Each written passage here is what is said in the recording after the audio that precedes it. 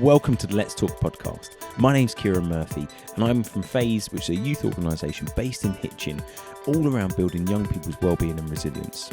We've taken some time to speak to some young people, some teachers and also some professionals to understand what's happening with young people's mental health and wellbeing.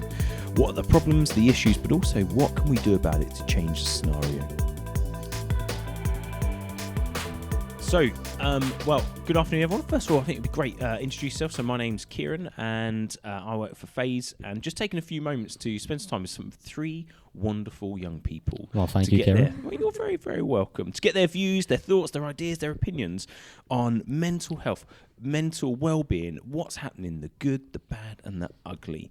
And so it'd be great to hear, who have we got with us today?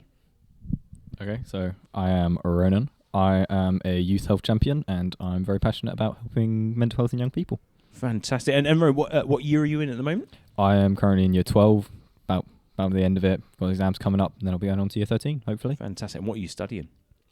I'm studying chemistry, computer science and maths. Wonderful. So subjects that I didn't have to do any essays for, which is one of my big choices. To try and alleviate some of the stress, we might get onto some of that. Cool. Okay, and we also have...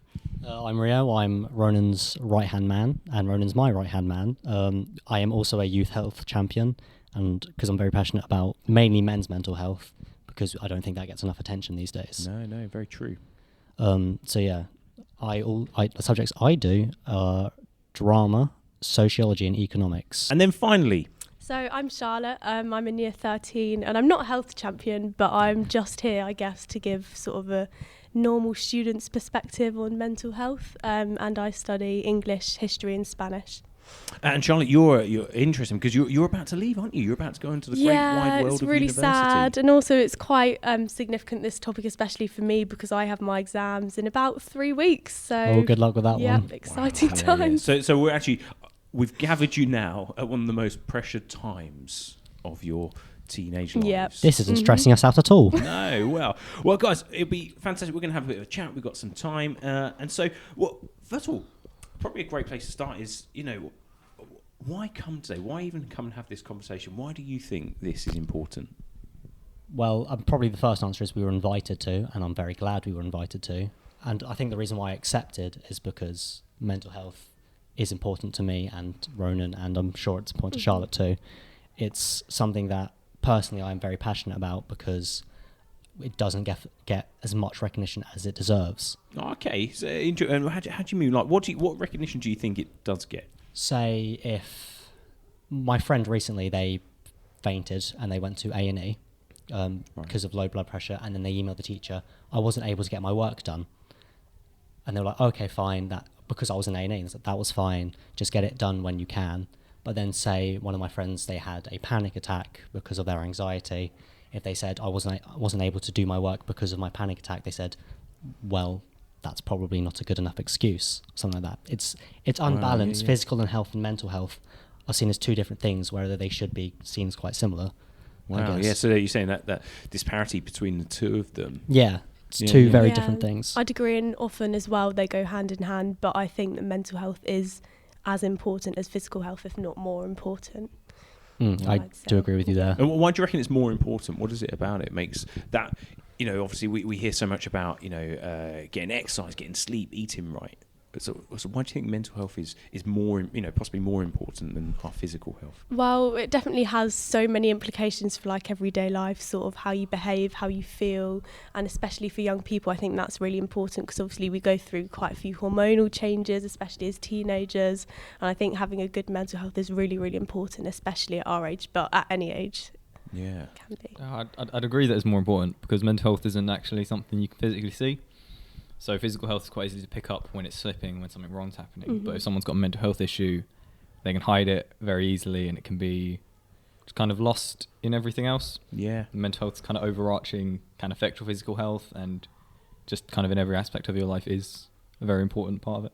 Yeah, no, I appreciate it. So, because obviously it's something that is getting more, it feels like it's getting more inches in newspapers and more pages on websites, and social media is big on mental health. Do you think the understanding of it has grown? Do you think there is more mental health problems or issues? Like, what do you guys think? For yourselves, for your peers around you? Oh, the understanding of it's grown just an insane amount. Like if you go back, what was it about 50, 60 years, we were cutting people's brains apart to try and stop their mental health issues, and now we kind of talk about it more. Like the change is dramatic. It feels like it's a good change. Very good change. Yeah, wow. Just a way to example it. No, that's so true. So you're saying actually, just in the 5-6 decades, things have changed. Yeah, I'd say like the pressures on everyone in terms of mental health and what effects that will have on their mental health has definitely grown in recent years, with sort of social media and things like that. But I'd say that awareness of mental health has definitely grown, and I probably think it's an uphill climb from here because, we've come so far in such a short space of time. Yeah. I think we're just trying to teach younger people more than we are trying to focus on the older people, because we are the next generation. So if we have a good understanding on mental health, then we can pass that on to the next generation. It's almost coming from that prevention. Yeah. How do we solve the problem before it becomes a problem, and what does that look like? Obviously, we're a big subject we're talking about, mental health and the pressures, the struggles, the good, the bad. What are, if I had to say to you, okay, key pressures, top 3 key pressures you think, whether it's yourself or your peers around you, what are key pressures impacting people's mental health? So I definitely say getting the grades for uni. So especially me, I'm in year 13. If I want to go to Warwick, I need to get 3 A's, which is really, really tough. Wow. So, and what are you hoping to go and study? History, hopefully, which would be great. Yeah. So obviously grades, it is a massive pressure. And it is all I think about day in, day out. It's all I've thought about for 2 years. I was going to say, you preempted my question. I was going to say, when did that start? Yeah. So obviously that's A levels, but what about a GCSE? When did that pressure start? So GCSE pressure probably started at the beginning of year 10, but I think GCSEs it's a bit easier, but in year 11 it sort of really ramps up when you've got grades to get and you've got target grades or predicted grades. So yeah. Do you remember what it was like? Obviously now you're in year 13, you're about to leave and fly off to Warwick and have a fantastic time there. But obviously when you're doing your GCSEs, that must have felt like the pressure of the world on you. Yeah, I really do remember the pressure, and especially, my sister went into a chemistry exam this morning, and I just remember watching her go in and thinking, oh my gosh, I was so nervous, and I was actually nervous this morning for my sister because it was just such a massive pressure, and it really took away from me quite a bit. Where did that pressure come from? Schools, teachers, they make everyone believe that their subject is the most important. But I'd say... Yeah, it is partly teachers, but I think the pressure this year has come from within myself because obviously no one's telling me I have to get 3 A's or I have to go to a particular uni, but it is pressure that I've put on myself. So I do you've chosen that course and that uni and that path. So I do have to remember that as well. How about you, Rowan? What do you reckon? Yeah, I totally agree. I think most pressure comes from ourselves and the expectations that we have of ourselves. Because people around us can say whatever they want, but it's only us who can take it in and actually make it a problem.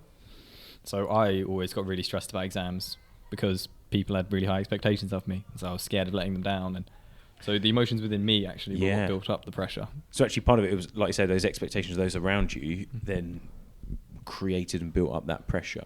How do you cope with that? Because that's a lot of pressure. You work hard, but obviously you do need to recognise when sort of it's becoming overwhelming or when it's becoming too much and just sort of take a step back. What I do if I feel like I've got loads on my plate when I get home, I'll write a to-do list so that it's all sort of out of my head and I know exactly what I have to do. That's quite a good tip that I use personally. Yeah, that's really good. So you don't allow it to sort of build up too much in your head, but you're getting it out. Get it out, facts, get it down, what's reality. Okay, that's good. How about yourselves? Well, I guess Rio's right with there's no surefire way to deal with anything really. But when you've got that lot of stress and pressure, you really need to go back to what was causing it. And so it's hard to explain, but if you're stressed about something, it's because you haven't done something or you've done something wrong. Okay, so you're saying there's a seed of a reason there. There's always a reason for a bit of stress. Like if you're stressed out about exam, it's because you didn't revise enough for your exam and you're really upset because you're angry at yourself. Yeah. And the only way to deal with that is to go back and fix that problem. So once you realise it's because you think you don't revise enough, you go and revise a bit and you'll feel better about it. And that's kind of the only really way you can deal with it, because if you've just got lots of problems in one and you try and think, you can't do anything about it, and it just gets a bit too much. Okay. Ria, any thoughts, anything to add for us there? It's just kind of like a mountain, I guess, kind of all piles up on, and you just kind of figure out which parts you can work on and other parts, because some things you just can't fix, I guess. You just kind of gotta accept it and carry it until you can drop it off to its location. Like the stress of exams, I'm starting to get stressed and realise my exams are this time next year. Like, so I'm just kind of like, that's on my shoulder until this time next year. Okay, so already that's starting to build. So do you feel like the pressure is increasing for everyone? So, it sounds like you guys have got some good coping mechanisms. You're trying to, from what you're saying, sounds like you're managing it, or you're just getting through it, however that may look. I assume there's probably some peers that aren't coping, and I imagine there's also some peers that feels like they're just sailing through, no worries. Yeah, There are definitely. definitely some I people- envy them very much. They're just the ones who are just like, I'm doing great at this, and you're like, how? Explain. So do you think mental health struggles across young people is a growing thing, or is it something the media is making up more? Yeah. I'd say it's probably something that we've just recognised now. I think it's probably always existed, but now we're really starting to sort of pay attention to it.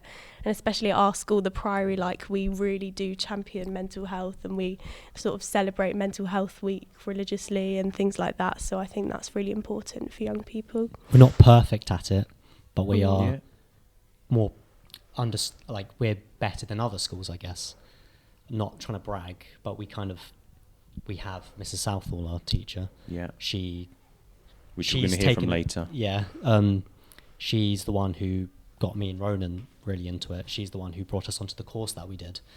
So so do you think having an advocate for some of this stuff really changes things? Yeah, absolutely. Yeah, if there is no person to kind of start it up, how is it going to start up? It sort of makes students aware that they're not on their own, and that it's actually something that we all do go through in our own way. So I think it's really important. So, Ron, do you think talking about it, is that key? What's the key to getting people to improve, share, manage their mental health? Talking's always the key for anything, really. Getting people to understand each other, to open up about their feelings, is the key to getting any kind of understanding to mental health. Yeah. Because when you look at it, someone who's had a mental health issue, I've had mental health issues before, so I can understand what that's like. If you've got someone who's never had that kind of issue, there's no way they can understand that, and there's no way they can really put themselves into that mindset. And so the people who have had issues, like I have, need to be able to talk to the people who haven't without kind of an embarrassment or the fear of being judged. That stigma and that judgment not being there. And so having like an advocate makes that easier. Well, I really appreciate you sharing that. We were reading something recently, and it was saying about NSPC had released some figures around number of referrals to CAMHS that's risen over the past 3 years. And the details and the stats of it equate to 183 children every school day are being referred to CAMHS. That's obviously across the UK, but that feels like a lot. Is this something you see happening? Is it something you feel is right? Obviously, that idea of it growing. What are your thoughts? We now know this is an issue. It is the reason why it may seem like it's growing is because we see it now. Because we're actually talking about it. Exactly. We're recognising it. Yeah. Because before it was probably like 3 pupils a day, but there was probably another 180 people who were just like, they feel like they are the only person in the world going through it. So, Ronan, because you said about actually you've had some struggles. When you first started going through them, did you feel it was just you, like you were isolated, you were on your own, or did you always have people around you could talk to? Well, no, I was very scared to let people know that I had these kind of issues because when I was younger, it was a few years ago, but no one talked about it, and there wasn't really anything for it, and so I was scared that if I did do anything about it, people would judge me, and I'd be they'd think I was a bit weird, and they'd isolate me again, and I couldn't deal with that in the state of mind I was in. So instead I just chose to kind of have 2 sides of me. There was one that I would show people and the other one that I didn't. So almost, those inner struggles you kept hidden, and then you have this external persona. Wow. Yeah, I'd agree. And also almost 200 pupils a day. I mean, that really surprised me especially. I mean, I can't imagine picking out 200 people whilst walking around school and addressing them with a mental health problem. And yeah, it makes me quite upset actually. So yeah, it's definitely an important issue that we really do need to focus on more. But obviously, weeks like Mental Health Week, Awareness Week, today, like this week, and things like that do really help. That's like more people than we have the entirety of Year 12. I think we have, I think, maybe hundreds, maybe, and that's when you put it in that perspective, that's scary, isn't it? Those double. numbers. We could. So we're thinking about all this stuff that's growing, and we see that the issues are developing. We're seeing that more people, the number of children being referred to CAMHS is increasing. How do we change this? And obviously, I know it's not a simple answer, but ideas, thoughts. If you were in charge, if you were the Prime Minister or Secretary of Health, what would you do? Okay, so there's no easy fix for this. It's a very complicated issue, and there's a level of you can't force people to do things, because the more you force someone to recognise a mental issue or to talk about a mental issue, the less they will. The more you force someone to do these kind of things, the less we want to do them. So what we need to really do is currently what we're doing at the minute. We need to raise our understanding, and we also need to kind of change the way we try and treat these, because the best way to treat a mental health issue is to get someone to talk about it, and to get someone to work through it themselves, and to help themselves, really, because it is in the end a problem inside of themselves, and only they can fix it. And things like antidepressants, and they aren't the best way to do it, because they're forcing them to change, and that's really just a bad choice. So it almost feels like a fundamental shift and changing how we're dealing with it and what we're doing. I'd say the power and change probably lies in communication, like the boys have said, just talking about it more. And I think with more discussion about this topic, it really will improve. I think that's the most important thing. So to keep championing that, keep talking about it, keep making people aware. Yeah. So just thinking about, again, moving that track on, we know that, statistics say that 75% of mental illnesses start before a child reaches their 18th birthday. So are you guys... Charlotte, are you under 18 still at the moment? No, I turned 18 in November. Yeah. So but you guys under 18, that's a scary stat, isn't it? That is very scary. 75%. Wow. So if we want that to change, and we want to talk about it more and give people the tools, what are your top tips for how people stay mentally healthy, mentally well?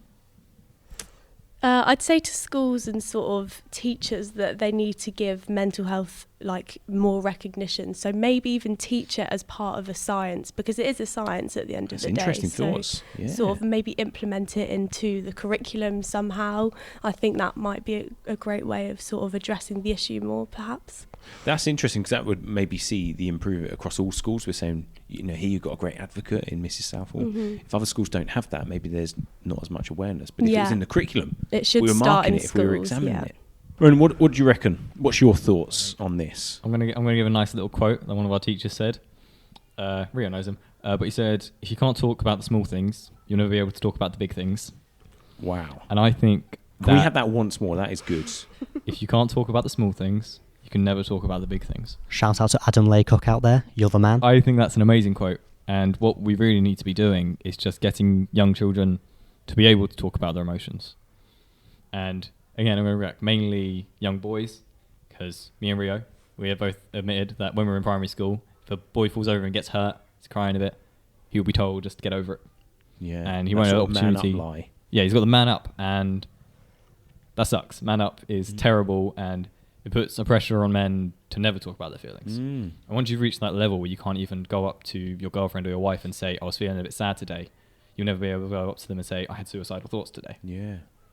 Charlotte, you're the girl in this conversation, and so we come to you for that opinion. But do you feel, is that true? Are those stereotypes true? Where we see definitely girls are the more emotional, in tune, in touch with their feelings, and boys aren't. They're like these rocks. I would agree, yeah, because sort of me and my friends, we always talk about our emotions quite often, it's usually the main topic of conversation. You cried before you walked in. Yeah, I was crying earlier. For a very good reason, leaving school, and a school that you love. Yeah, but I would say sometimes I do struggle a bit with it as well, because a lot of students and a lot of people sort of consider me as always consistently happy and quite bubbly, but sometimes it's quite hard to maintain that persona because I'm not always like that. And so sometimes I do feel, I guess, a bit ashamed if I've been upset or if I'm feeling a bit low, but it shouldn't have to be like that for girls either. No.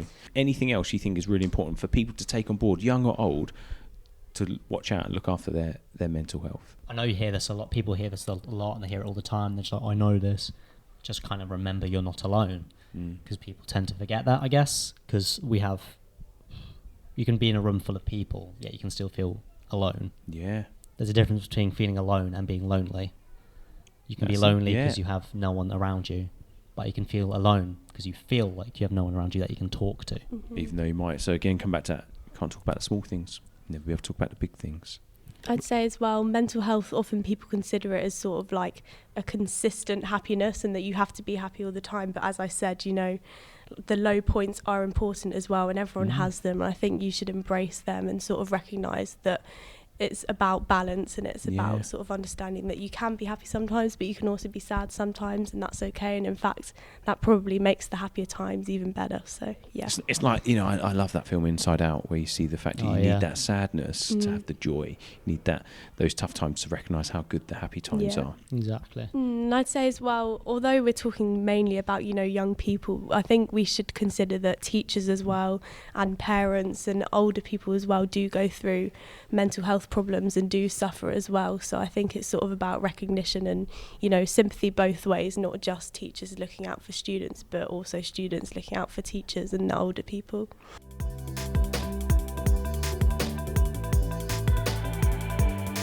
So we're here with Katie Southall. Katie, tell us a bit about yourself. So I am an assistant head teacher at Priory School. I've been here now for nearly 10 years. I came here when I was much younger as an NQT, and I started as an RE and sociology teacher, so my background is in theology. And then 4 or 5 years ago, after my year group left. I took them through for 5 years. They left me. I then became... they chose to leave you? They was that chose just to part leave of the me. natural cycle? They part of the natural cycle. So off they went, off to sixth form. And then I became head of student wellbeing 4 years ago. And part of my role is wellbeing, but also character education, a lot of preventative work, LGBT, equality work, student leadership, charity, community, volunteering. Wow. So it's a whole sort of mashup of roles. Interesting. Yeah. So as a teacher, how often do you think social media, because you open up a newspaper, listen to the radio, check out social media, and so often the stuff says about how social media is having a negative influence on young people's mental health. What do you reckon? Yes, no? I think yes, unfortunately. It pains me to say it, but yes, I think it does. I think, however, unfortunately, social media does have a little bit of a bad press. It's almost too easy to just point the finger at social media because it's something that isn't tangible. So it's almost that social media can't stick up for itself. There's not necessarily a spokesperson that can say, well, here are the benefits of social media. So it almost seems like an easy social fix to say this is the reason for all of our problems. And I don't think that it's social media solely. I think, yes, that social media has a part to play, but it's really important that for government, policymakers, educationists, that we understand that it's not solely social media. But absolutely, the pressure that students have from the images that they see constantly, that they're bombarded by Instagram and how they're supposed to look and behave and act, massive pressure, more so than what I had when I was in school. It wasn't that long ago. But 10, 15 years ago, the students find it difficult to believe that when I was at university, we didn't have internet in our rooms. We didn't have a smartphone. And this is all ballooned very, very quickly, and I don't think that society we were prepared for what that was going to bring. You're right. I mean, the rate of change is just phenomenal, isn't it? What we've seen happen over the last, you say, even 10 years. So that's interesting. So obviously, we're coming to have a chat today about mental health and mental well-being. Why do you think it's important? I think that a young person's mental health, but a young person's mental health underpins everything in their life. If they have good mental health and they look after their well-being in the same way that if you look after your physical health, then you're able to act in a way that is appropriate for society. You're able to engage in society. You're able to do things that make you happy. You're able to enjoy your life. You're able to be successful in school. You're able to be successful in your job. Whereas if you have poor mental health, that is a massive blight on every element of your life. And as a school, I think all schools have got a massive responsibility to make sure that they're not just an exam factory and that they are churning out students that have got the best exam results, but they're churning out students that have got good exam results, but also students that can go and be responsible citizens and act in society. And we can't do that if we've got poor mental health. So I think the responsibility of schools is growing and growing in a way that it never has been before. And I think that's happened in the last 5 years. I think you're right with, a lot of the reading we've been doing. Education has changed. Well, actually, maybe that's not right. Maybe education hasn't changed, but the role of educators of schools has vastly changed. Yeah. So you've been teaching for 10 years, one school. Has that been a big change you've seen in those times? I think it's been a huge change. And I think one of the biggest changes that we've seen is when you look at the tiers of support that we now have for mental health services, that school is now tier 1. So and just for those that may not understand that, can you just give explain that a little bit? So that would be your mean? entry level support. So when a student starts to present as having mental health challenges, then the school is the first port of contact to maybe do an assessment, to maybe offer some mentoring, even now offer counselling. So not doctors? Not doctors. Not local surgery or GP or any helpline? Schools are tier 1. Yes. So more and more you have to ensure from a senior leader perspective that your staff have the appropriate training, that you have the appropriate facilities, that you have the space to be able to deal with it, that you have people that are in a position who can engage with students at a level where they need that support. And I think in order to be an effective tier 1, you also need to focus on the preventative side of things as well, not just this student has poor mental health, so we need to give them counselling. But what are we going to be doing for our young people to make sure that they don't get to the point where they need to be accessing counselling? I think all of that encompasses your role as tier 1. Wow, so that's big, because obviously, as an organisation of Phase, we're passionate about it. We want to see that preventative. Actually, it's much easier to prevent it than it is to cure the problem that's going on. So that's crazy, because imagine for a moment I'm a maths teacher. I possibly look like a maths teacher. You do. Thank you. And maybe hopefully I'd make maths cool. Maths teacher, that's what I've come to do. That's my passion. How do I then manage and cope to be that sort of tier 1 support? And I think that is the challenge that a lot of schools are facing now, that we're very lucky here that we have a head teacher who foresaw that this was going to be an issue and realised that we needed to be proactive and not allow it to fester and arise to it becoming a problem that was then unmanageable. It was, we need to really address this issue now, and we need to preempt this happening. So we have got myself in senior leadership. We do have mental health leads. We do have a counselling service here. We're now running a system where we're doing our own in-house triaging to make sure that the students that come through our door get the correct support that they need. So we have counselling services here. We have drama therapy. We have drawing and talking, with drawing and talking therapy. We have humanistic counselling. We have a whole range of things that we provide for our students, but that's taken a long time to build up. But for the schools that are not in that position, they've got a huge responsibility that at the moment they don't know where to begin, and they don't know how to fulfill that responsibility. And I don't think it's a won't, I think it's a can't, because with that you have to invest time, you have to invest money.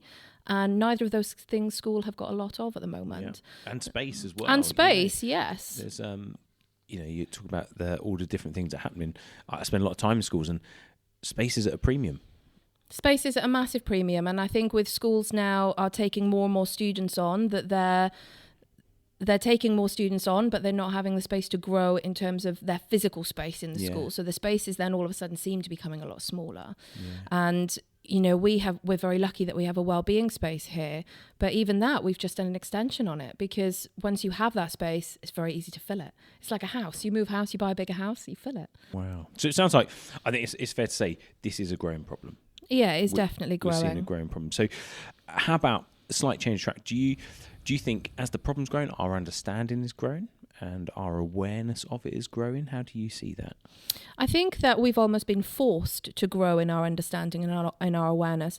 It's been unavoidable. If you've just got to open up BBC News or go onto Twitter or go onto Instagram, and you are bombarded with these messages. And I don't think that that's necessarily entirely healthy, because you almost then feel that it's more of a problem than it actually is. And I'm not saying that it's not a problem, but we almost are amplifying the problem, where we feel that it's bigger than it actually is. And then I think a lot of the students feel that as well, that if they feel a little bit of pressure because they've got an exam, then straight away they're self-diagnosing, well, I must be stressed or I must be depressed. Okay, so that's almost that sort of pendulum. Yes, I feel a bit of pressure because I've got an exam, which is right. But then it gets magnified because of maybe some of the messages they're getting and how much it's being talked about. And I think that's a tough one. It's really difficult because it's hard to pinpoint the causality of that. You don't know what the catalyst is. But that's certainly what I've witnessed, and lots of comments from staff. Well, this is an epidemic, and quite negative language being used around mental health. And I think we need to remember that actually the conversations around mental health can be and should be positive as well, about looking after your mental health and what can we do about that, rather than almost scaremongering schools or people or parents or teachers into, well, you should be doing this, because if you don't, then people are going to be self-harmers or they're going to commit suicide. And I think we need to be very careful that we don't almost create a rod for our own backs in that sense, that we want it to be that we're supporting you and we're recognising that there is an issue, but that we're not making it more of an issue than what it is. So that's an interesting thought there, in the sense of, what you're saying of, yes, it is something that is growing. It is a problem. And partly, the guys who were talking to before were saying that there is, maybe we're aware of it more, but also, I think it's very interesting that how we couch that, how we phrase it, how we look at it. Actually, if we do say this is a problem, everything's terrible and it's only ever going to get worse, then it will get worse. But yet, if we change and look at it slightly different, say, okay, well, how do we?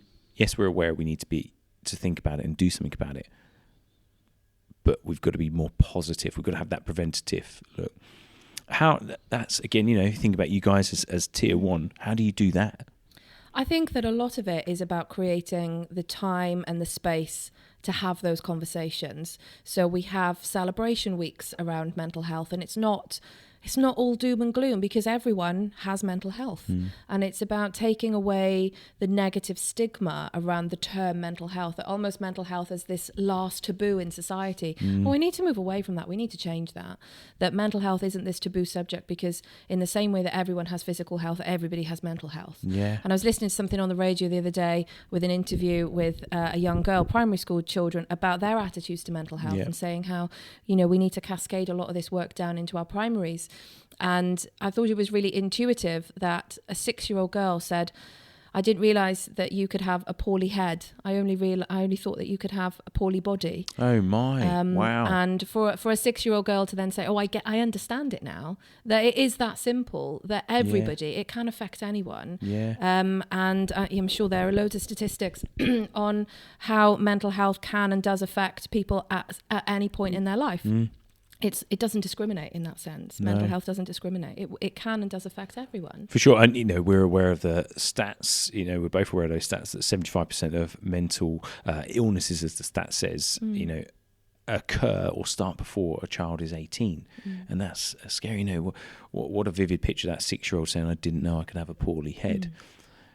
So do you think it's some of this, as we talk about it, actually we've got to increase our vocabulary, got to increase our understanding of emotions and feelings? I think we have to increase our understanding on a whole range of things, and that is, what do we mean by the words that we use? So when we're talking about depression, having an understanding of what that means. I think too easily, I include myself in this, that we say, I feel really depressed today.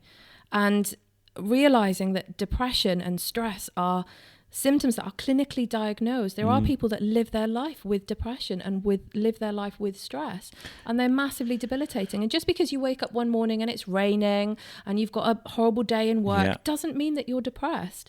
And I think that we need to make sure that us as educators working with schools as these role models, that we are serving that role model to the children as well, that we're using the right language and we're encouraging them to use the right language, because too often we will have parents and students that will self-diagnose because they can, but they're not using the right terminology. And we were talking earlier about how long it takes for students or children, young people, to access the right path of support. And perhaps it's because they don't have the correct emotional literacy to be able to communicate how they actually feel. I think we've got a long way to go on that.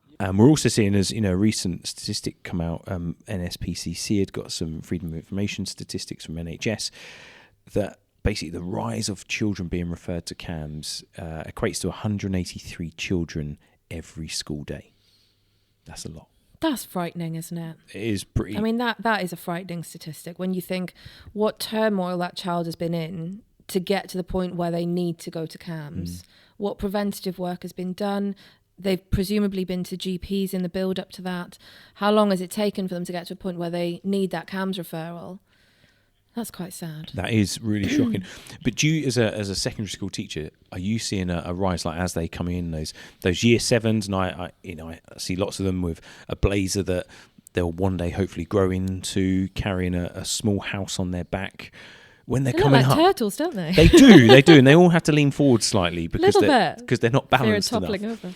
But as these students come up, these young people come up from primary school to secondary school, are you seeing an increase in their struggles and difficulties? Yeah, we are. I mean, as I said, my background was ahead of year, so I was ahead of year for 5 years, and I wasn't dealing with any of this when they were in year 7 and year 8, possibly towards the back end of year 9, and it was mainly girls dealing with stress and anxiety and a bit of worry about moving into year 10 and the start of GCSEs.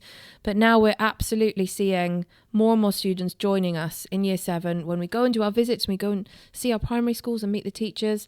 And it's quite a stark picture when you have more children on CAMHS, you have more children that are self-harming. And I think, what is driving a child at the age of 10 or 11 to feel that their only option to solve a problem is to harm themselves, is to hurt.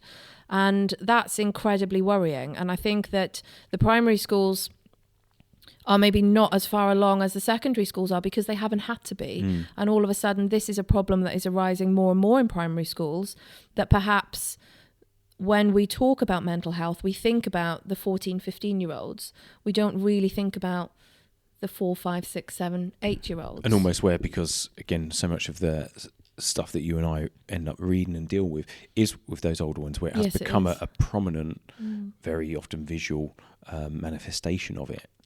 Whereas obviously when it's younger and it's just starting, we don't see it. Yeah, and like I think 6-year-old. I think sometimes that often with younger children, mental health, it can manifest in a way of retreating from school, being a school refuser perhaps, or even in poor behaviour, anger management problems, lashing out. And rather than trying to get to the crux of why is this child behaving in the way that they are, they get labelled as a naughty child. And we do have that. We do have that where children come up and we're told, this child is particularly naughty or hasn't done very well in the recent years. And when you start to delve a little bit deeper, you start to uncover the reasons why.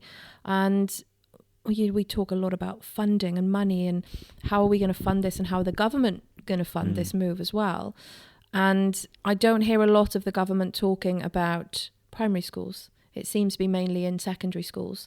And I think it does need to be cascaded down more into the primaries so that they can do more of that preventative work, so that when they do come to us in secondary school, they've already built up a little bit of their resilience. We're going to come back to that in a moment, but linked to all this, I wanted to find out, because we talked a lot about young people's mental health, and we've started to talk a lot about primary school children, where it starts. You're an adult. I am. You work with many other adults. Is this something you've seen grow amongst your peer group? Unfortunately, yes. Especially teachers, and there's a lot of press around teachers' mental health and teachers struggling with workload and the changing horizon of education, where there's more pressure in terms of league tables and curriculum changes and the new GCSE 1 to 9 and performance management related pay and all of these things. And ultimately, the teachers want to come to school to teach. And more the job is changing from them not being just teachers, where they are social workers and they're an extension of the family and they're an extension of parents and they're mental health workers. And they're almost like a Swiss Army knife. That's a good picture. Absolutely. Yeah. They have to do lots of things and they have to spin lots of plates at the same time. And their main priority should be that they are in the classroom, that they are delivering high quality education, they are teaching, because that is fundamentally how they will be judged in terms of their performance management and on their teaching standards. But more and more they are being expected to do more pastoral support. And my concern is that if you were a counsellor, you would have supervisions and you would be supported into supporting your clients. And we don't do that for our teachers. So it sounds like there's something around awareness, growing awareness with adults over young people, and we've done a lot of work together on raising awareness for young people. But it sounds like there's a real need for adults. It's not as if mental health difficulties started in 2007. So anyone pre-2007, you're okay, you're safe. Yeah.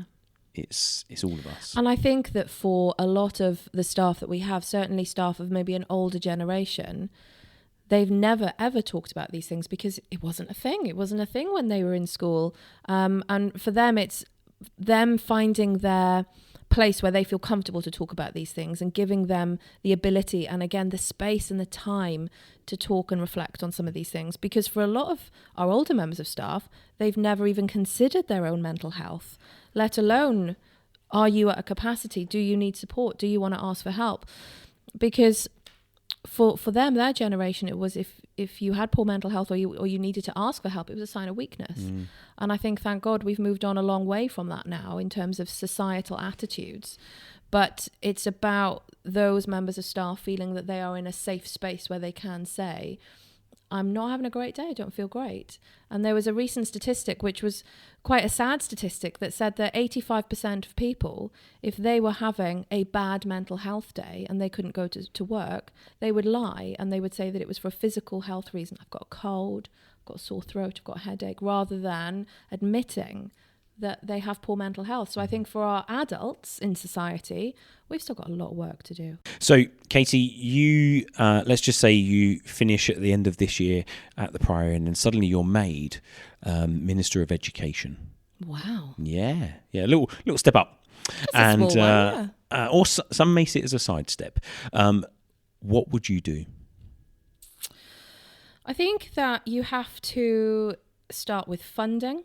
I think that you also have to then look at what realistically you can do with the funding that you have to create policy. And if you put something in policy as a senior leader, usually you can ensure that it happens. And a green paper came out recently, and where they were saying that, they have all of these grand ideas of what they want to do to transform young people's mental health in education. And the ideas sound great, but I don't know how they're going to do it. And I think that you have to be pragmatic in what you do. What I think all schools need is to have a senior member of staff that is their mental health lead. And that person needs to ensure that they have the appropriate training, that they make sure that their staff have the appropriate training, that student wellbeing features on things like school improvement plans, that it's part of performance management, that it really permeates the culture of the school. And the only way that you're going to do that is if you have got someone in a position of seniority who can push those things through. So quite top down to then create grassroots up. Yeah, I think you have to start with top down to be able to really convince your head teacher that this is something of value, and something ultimately that if you create a culture where your students have got better mental health, they're going to be happier students, they're going to have better attendance, they're probably going to have better behaviour. All of that is going to lead to better achievement and ultimately better results, which is what schools are judged on. So I would absolutely start with looking at government policy around education, staff training, making sure that you've got someone in seniority who can drive these things forward. Summer's coming up. You get a few weeks off. As your staff leave, what would be your encouragement for them to do with their summer? Do what makes you happy. Do something that you enjoy. Rest, but do something that you enjoy and that's going to make you happy, and make sure that you can have some time to recharge, reflect on a year. Maybe it's been a fantastic year. Maybe it's not been a great year. Have some reflective time, have some headspace. Make sure that you've got that time where you can go to your little pod and you can plug yourself in and you can recharge. Teacher pod. Go back to your teacher pod, plug yourself in. But mainly, do something that you enjoy. Do something that you're gonna have a really great summer. So rest, recharge, and reflect. Absolutely.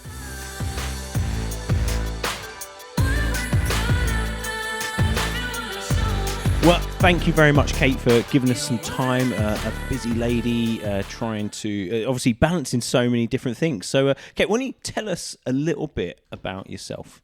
Great, thank you, Kieran. Well, I am assistant pastor at Hitchin Christian Centre here in Hitchin, not so far from you guys. Just but over I'm the road. Also one of the directors of the Mind and Soul Foundation.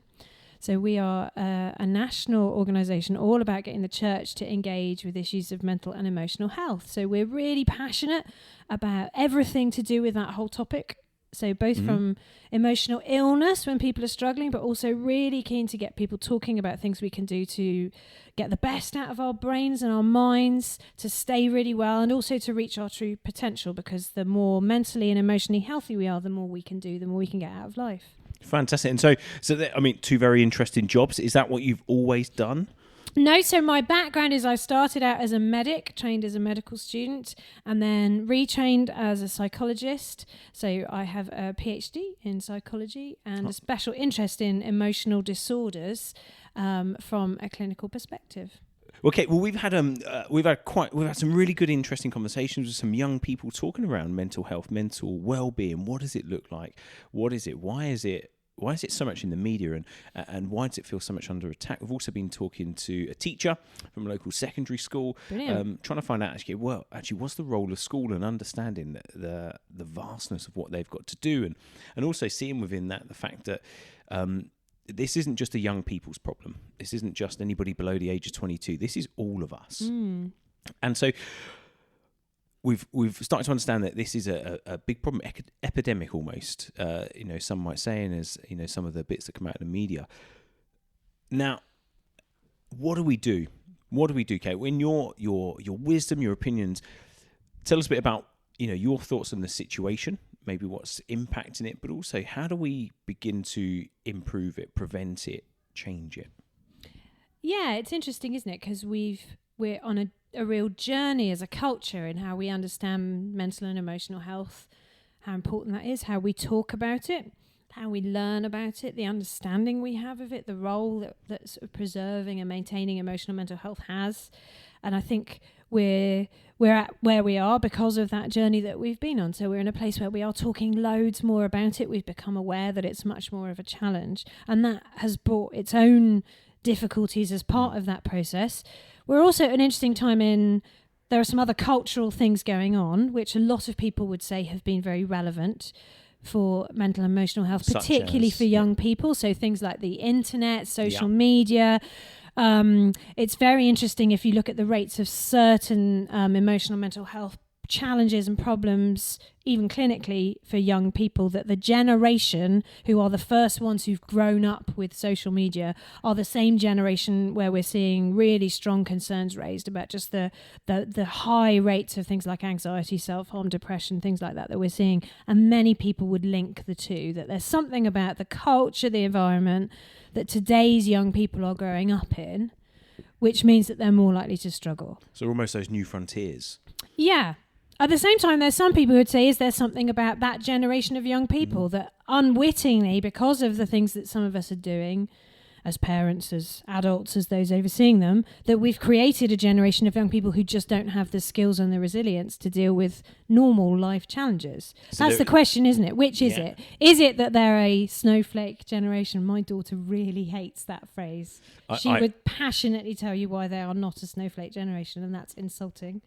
But is it that, or is it that they're under extreme pressure beyond what they can manage? That's the question. Or is it the perfect storm of the two, and there's the situation that we find ourselves in? Absolutely. Wow. So we just need to solve that, and then we can sort that out, and everything will be fine. Well, hopefully we can do that in the few moments that we've got. Thinking about that then, and Kate was saying there's, there could be some intrinsic reasons, there can be some external reasons, there can be a whole bunch of other stuff. What do you see in your roles as some maybe the biggest challenges or things that are impacting on people's mental health or an emotional wellness? And then say also, what do we do? How do we change this? So I think that there's a really interesting space for us around how we talk about and understand our emotional health. So particularly where we're thinking about the difference between focusing on emotional illness and emotional wellness. So as we've got so much better at talking about and recognizing mental health and some of the emotional struggles that some people have, the risk is that all we talk about is illness. So the negative side of it. So we almost become focused on illness as the topic. Actually, the thing that we really care about is wellness. We want to enable young people and adults, who, whatever age you are, whatever background you're from, we want to enable you to be well and healthy and happy and confident and to have the emotional foundation that you need in order to release you to go and achieve your full potential and to do all the great things that you want to do to get the best out of your life. And the trick is getting the balance right between the two of those things. So I think there's a really interesting space to think around how we talk to particularly children and young people about what their emotions are, what our normal experience of those emotions is, how we manage things like stress, anxiety that are everyday things. You can't remove anxiety from anyone because it's a normal human emotion. And sometimes very useful, in vital situations we're talking about the not exams. To die crossing the road Absolutely. Or trying to achieve on exams value. I always say to my kids, apparently very annoyingly, that anything that's really worth doing will involve some anxiety because if it matters to you, you'll feel anxious about it. Whether that's the exam you're sitting tomorrow, whether it's the interview that you've got coming up, whether it's the date you've got with a boyfriend, girlfriend, anything like that will trigger anxiety if it matters. So unless you're going to do nothing in life that matters, you're going to need to get good at anxiety. And what's really interesting is there's probably a subgroup in particular of people for whom the thing that's most likely to limit them in life isn't going to be academic ability or skills or training or qualifications. It is going to be how do they manage stress and anxiety? Because in our culture that is demanding, that encourages us to be high capacity, push the limits, there's an amazing potential to achieve amazing things. But you also have to be really good at managing stress, anxiety, keeping good boundaries, living healthily, doing all of that stuff as well. Wow. So if we had to boil it down, Kate, I know, like Kate's top tips for staying mentally and emotionally well, what would they be? And again, thinking from those different levels of, maybe that adult with no real dependence, maybe that, a parent or a professional or, a young person, are there some key things that each of us could go home and start to try and employ and put into practice? Yeah, definitely. So let me think how best. I'm going to go with 3. Oh, 3. I feel we should have a drum roll. I'm going to go with 3 R's because that's just going to make me feel all warm and fuzzy inside that they all start with the same letter. Rest, recognise and react. See, I've told you all 3, so if I forget what they are now, you can tell me. Rest, recognise and react. So let's go with rest first. Okay, are we coming in? I feel like old chart show here, at 3. Yeah. Are we saying at 3? Number 3 we have. Actually, well, I'm going to start. Up from last week. I think rest is probably number 1. Okay. So if we think about daily balance, probably the most important thing is when are you resting and are you doing it enough? So the most important times in your week, and the more busy you are, the more stressed you are, will be the times that you're doing nothing. Because you're not actually doing nothing, you're refueling everything else you do. So that's rest, it's relaxation, it's chilling out. It's also sleep. As a nation, we don't value sleep enough. And although some people struggle with sleep because of insomnia or things that are keeping them awake, illness, pain, kids, whatever. And I guess these things become a vicious circle, really, don't they? But by and far, the most common thing to stop you sleeping is that you just don't devote enough hours to it. You just don't rate it highly enough. So we're watching too much Netflix. We're reading our emails late at night. We're chatting on WhatsApp when we should be going to bed and sleeping. So rest, including sleep, is really important. So, but like I say, it's not just sleep, but it is all those things, just dialing stuff down, taking yourself away, that lunch hour, that and it can be. I always say it's the little things that will kill you. Not literally kill you, but emotionally will cause you to struggle. So we think it's the massive stuff. It's like, I need to take a 2-week holiday. Actually, it probably isn't. It probably is actually do you go and have just a walk around the block at lunchtime if you can? What do you do after the really difficult meeting and you know that your stress level's been pumped up to the nines? How do you respond just in that moment? Do you grab yourself little moments where you can catch your breath?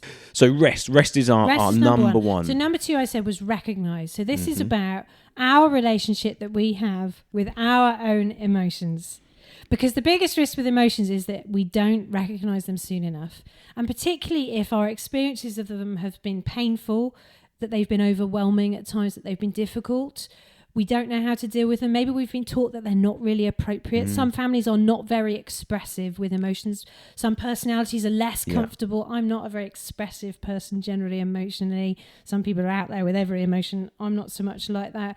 It might even be that your job has required you to get really good at controlling emotions. So all of those things can mean that your basic default way of dealing with your emotions is to just suppress them, to kind of ignore them and hope they go away. And the risk is that then what happens is you only notice them when they've become really big and they're about to become a big problem. So if you think of any emotion, but particularly something like anger or anxiety on a 0 to 10 scale, there's a point at like 8-ish where they start to become quite a big deal. And literally your brain is about to go on to a kind of self-preservation mode. It's like something is going on that is so significant, you need to forget everything else, just focus on this, just react, get out of there, fight, flight, whatever it is you need to do. And if you don't notice your emotions until you're practically at that point, your experience of them is going to be very negative, they're going to feel very out of control. Your attempt to deal with them better you're going to find that really difficult. So what we need to do is get better at recognising them much lower down that 0 to 10 scale, preferably below 5. But there's something really crucial about the kind of 5 to 7 zone, because then it's becoming significant. So I'm not just a bit crabby, I'm actually getting quite cross now. And if I don't deal with it, I'm going to lose it in about 3 points on the scale. So somewhere in between that 5 to 7 is the ideal zone where I would do something about it. Take a moment, take a breather, go and make a cup of tea. Say to someone, can we just pause? Because actually this is getting on my nerves. Because you're recognising that it's increasing and something needs to happen. And the same with anxiety. Starting to think, hang on, do I just need to take a moment? Do I need to go and catch my breath? Just calm myself down? So we've got to recognise them sooner. And so many problems that we see with emotions are because of that. So panic attacks, for example, I see a lot of people of all ages, adults and teenagers with panic attacks. And they come from us failing to recognise their physical symptoms of anxiety. And becoming alarmed by them, panicked by them, which of course creates more physical symptoms and creates a cycle that can feel really terrifying and really horrible. The trick is to recognise those things before they become so close to the panic zone. So we've got rest, we've got recognise. And then react. See, I did remember all 3. Which is about what do you do then? How do you process those difficult emotions? And particularly the challenging ones, the anxiety, the stress, anger, frustration, jealousy, all these difficult negative emotions. What do you do with them? How do you process them in your brain in like cognitive thinking terms, but also how do you physically process them? Because emotions like anxiety and frustration are very physical emotions. They change the physical reality of your body. Anger in particular is often, a lot of people feel that really physically. To process that, they need to act it out. I don't mean deliberately, so not like actually punching the person you feel like you want to punch, but do something to get rid of that pent-up frustration. So running, cycling, swimming, training. So even things like killing zombies on computer games can be really cathartic for that. Although watch that one because it's quite stressful for your brain, so it's not a relaxing thing. It's cathartic. It helps you process an emotion, but it's not so it's got its place, relaxing. but it's not a resting thing. But so we need to think about how we process and react and respond to our emotions, because they're there for a reason. They're like the warning light on the dashboard of your car. And some of us, emotionally, we're doing the equivalent of just sticking gaffer tape over the light and then thinking we've solved the problem. But the issue's still there. The issue is still there, yeah. And if you keep trying to, as I say, if you keep trying to ignore it, eventually it will force you to pay attention to it. And that probably will be messier than if you dealt with it earlier. And so creating those, I suppose, spaces around us where once we've, starting from your first hour of rest, it's going to give us more emotional and mental strength, energy, resilience, capacity, but still to recognise what we're feeling, but then put in place things around us to be able to react, whether there are those key people, those trusted people, or those rhythms as to what we're doing, so that You're coming out with loads of extra R's here. It's very good. Well, I thought it'd be good to message. To keep on the right road, and So yeah, I mean, one of the things that us working with young people, we're always encouraging them, to look at your rhythms, what you're doing. Yeah, definitely. Make sure you've got those key people around. And I think what I would encourage people to do as well is to take the fear out of emotional health. We talk about it loads now, which is good. But I think we've slightly gotten to a place where a lot of people are just terrified of it, certainly as parents. And I feel this as a parent too.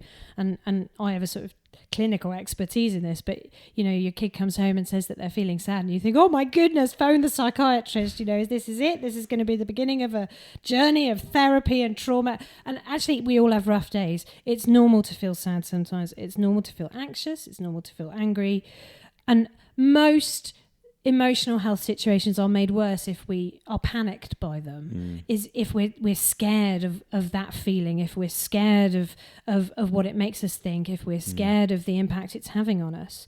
The more we can hold those things without fear, the better we'll respond to them. And that's whether it's us as individuals, but also for us as teachers, parents, like you say, godparents, aunts, whoever we are, helping people to hold it and say, actually, this is okay. So probably 90% of the conversations I have with people about emotional mental health are saying, actually, I think this is okay. Not okay in that it's horrible and it's not nice to feel it, but I think we can work through this. This is not a sign that you are actually just a majorly messed up human being. Yeah.